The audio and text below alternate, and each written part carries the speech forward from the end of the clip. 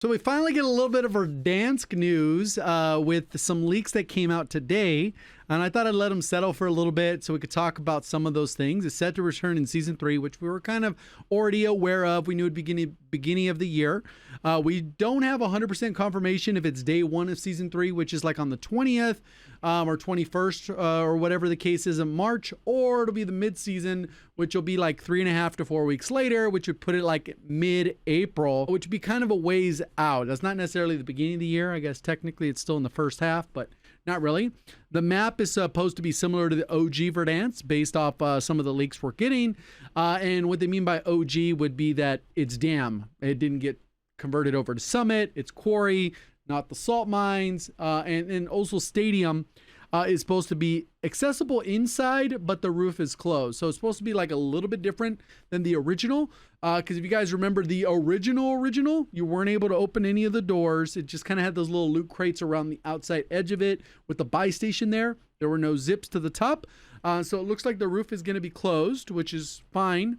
But hopefully there's some ascenders make it a little bit more accessible, since it sounds like the inside would be accessible. I don't know if that means the middle level where they kind of had that Easter egg with the key cards that you had to gather in the area and then open the doors, or you'd get full access to all the areas of it. It also looks like the train system returns. And what they mean by the train system is on the map, the little train that just kind of goes in a circle around or in a loop, not necessarily a circle. It's still yet to be discussed whether or not it'll have some of the features that were in our current train, where you could stop the train with the rear pull, or you can make it go and stop and all those types of things. That's still yet to be determined. We don't know if it's going to have a buy station in the middle of it. We don't know any of those details. It just says the train system is set to return. It also looks like train station interior will be closed as part of this leak. So basically that would mean the original version of train station, where you couldn't really run through it. It was kind of blocked off on a lot of the doors, and on the roof, instead of having the glass that you could break through later on in Verdansk, it's kind of all boarded up. It sounds like it's going to be that version. Hopefully it still has some ascenders to get to the top and kind of flow through that way, so you don't have to go only from one side, mantle up, or whatever the case is. So that should be the case. It looks like the fast travel subway system won't be enacted. Maybe that comes down later in an update, and they kind of put out some of the updates that Verdansk had over time, which I didn't really use that system. It was kind of a bad system in my opinion, but regardless, I think the door system was more like interesting. I think a couple of the other systems and travel were interesting. Maybe, hopefully the cars are good. Some of the leaks that we're hearing about are that the cars are better. But I don't know if that's the case. Like, why not just make them broken and then tone it back versus making them crappy, and then that's kind of the first impression. Was also tweeted, it says that Charlie Intel tweeted that some content creator play tested builds of Verdansk for Warzone with different map elements, including different map traversal elements. So I wonder if that means that they got to try it with balloons or not with balloons. I wasn't at a play test, so I don't know. I did hear similar things before this tweet, because obviously some creators hear things through the grapevine type thing. But obviously without full hands-on playtesting, it's really hard to give concrete stuff, especially with people under NDA, which is inevitably the case as well. Especially if people aren't really taking detailed notes. Sometimes details can be wrong. I've gone to playtests in the past where maybe like we had one experience, and then somebody leaks something. I'm like, that is completely false. That's not true at all. I can't go, that's wrong. But it is what it is. It's kind of inevitably, we'll see what it eventually ends up being when the map actually comes out. So it kind of confirms some of the stuff that Ghost of Hope ended up tweeting. And I wonder, like, this late in the game, if they were only able to play it a few weeks ago, how like close to the deadline are they cutting it? Because there's only so much you can do in a build, especially when it has a launch date, and like what stuff are they still trying to figure out? Like, just look at the OG and copy like 95% of it, right? Obviously, there were some issues. People will look at with rose tinted glasses. There were issues with the original Verdansk. Clearly some issues that kind of got ironed out as the mode went on, and people kind of just dealt with certain issues. And it would be great if a lot of those issues were resolved when the map comes out, and we basically had mostly OG with some fixes of some of the rough areas of the map that just caused issues. Maybe going up 17 flights of stairs to get to the top, probably should be a little bit reworked. I don't know, just my personal opinion. Maybe stadiums, the zones shouldn't end on stadium without a way to access it on the top. Maybe there's a few other things like that where those should be ironed out, right? To just give you a really good experience. And there's a lot of people for this next portion where he tweeted it out. He says that nostalgia with Verdansk won't save all the problems with Warzone. Super true. I think part of the content drought has to be with, for people that are big map enjoyers, which I really haven't been a big map enjoyer since Verdansk. And the only real playtime I invested in big map was during Caldera, during Iron Trials, and that was mainly for a specific reward. Caldera was like a whatever map. I still prefer Verdansk. The same way that nostalgia was kind of a huge part of Rebirth Island. We've had Rebirth Island since Blackout. It's not like it's getting played out anytime soon. If you're part of the COD community, you already know that people will play Shipment on repeat, even without camo. Like, there's people that just ride or die by that fast-paced, frantic action that they don't actually care about the gameplay loop as much. And there's a lot of people that stop playing Warzone, not only because Warzone 2 wasn't a huge miss in terms of gameplay, but they lost their skins. The Verdansk was gone. There's a lot of things, and people haven't been playing for 2 years. So it'll be interesting to see how it pans out. Obviously, as a player counts are good. Then you're getting the queue times faster. SBMM might be a little bit stronger, but that's another aside. And then he continues to say, Activision is hoping Verdansk can save Warzone's player decline. Nothing we've heard so far, though, suggests they'll be able to be anything significant, hoping we're wrong. And that's more of like Charlie Intel being a little bit more pessimistic, which I think a lot of people have definitely the right to be pessimistic about the way things have gone, because there's been a lot of issues. Obviously, on the Warzone front is completely separate than the zombies front, than the multiplayer front, than the campaign front. Whether, you know, you're focusing on different elements of the game.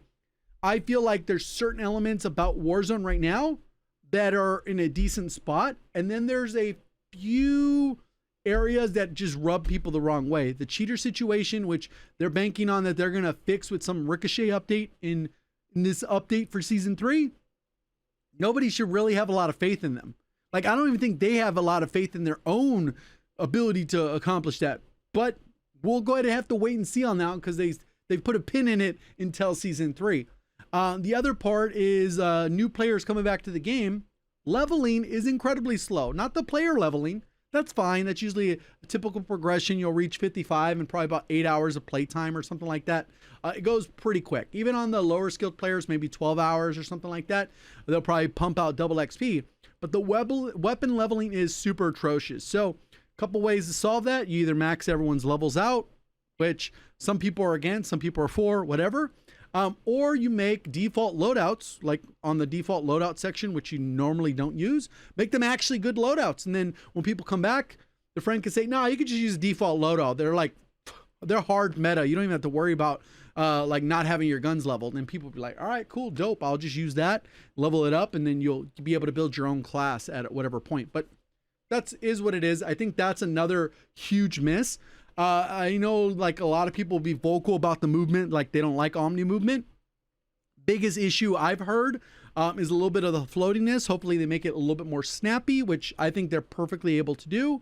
And then the other concern with the movement is people like, oh, I don't like accidentally diving when I'm trying to prone.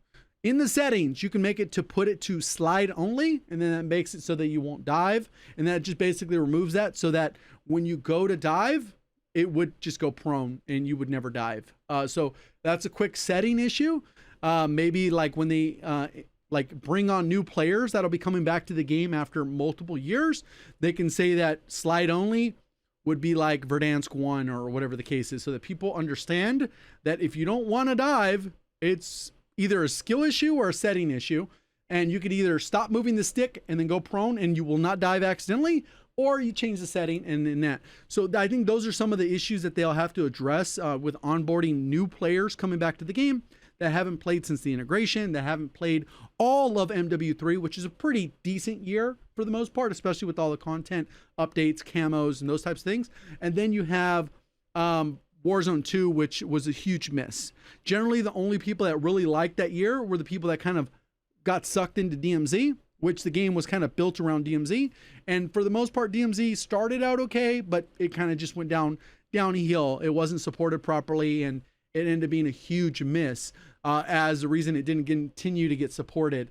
But supposedly rumors that it'll come back at a later time. And he also goes on to say, we've heard some creators playtested Verdansk a few weeks back and gave feedback on the map. It's not clear what was played and what the feedback was taken into account, especially with such a short time frame. It was only a couple weeks ago. Later rumors still remain that the map is expected to launch with Season 3, so not the mid-season. So they still have time to push it. If it's not ready, please do not push it out on the start of Season 3. If it is not ready, I will always recommend to delay it if it is not bulletproof, right? It needs to be bulletproof if you're having people come back to the game and expecting some issues, right? Non-negotiable if people load up, shadow bans, bugs, there's a few of those things. Also, as part of some of the leaks, I'm not sure how they're going to work this in.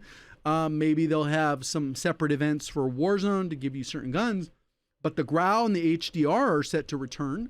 Which would make me believe that, hey, if we can make the HDR actually function like the previous HDR, maybe the current Car 98 in the game could be made to be resembling the current, like the previous God tier Car 98 from Warzone 1. Maybe they modify health values to make certain guns kill quicker at range, increase the bullet velocity, remove the visual shake, give us the Growl, which would give us a low recoil Growl meta. We'd have to figure out what we're going to use for close range, but overall, that could be pretty interesting. Maybe do a rose skin, which that one's more of a touchy subject because people earned the rose skin through Battle Pass, I believe. I think she was a Battle Pass character. And then they had some bundles for her after the fact, which people no longer have access to unless you want to go play multiplayer. So unfortunately, it'd be kind of weird for them to charge for her again. But I wouldn't put it past Activision. They're currently charging for event passes now. So I don't know if you guys saw this with the Squid Games event, and then we're going to have with the Ninja Turtle event this week, that you have the free version, which is essentially like the watered down trash version. And then the one with the actual item that you're kind of interested in, which would be Splinter this week. You got to pay the $10 premium to get that pass. And there's a lot of free to play games that do this, and it works because people spend out and fork out the money. Or else they wouldn't do it.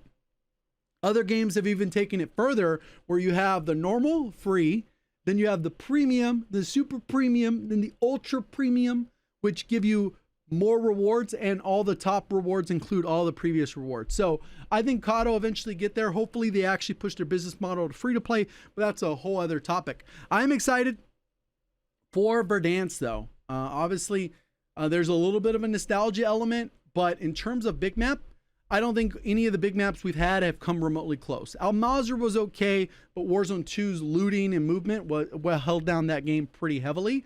Urzistan's all right, but the map flows a little bit weird with all the water.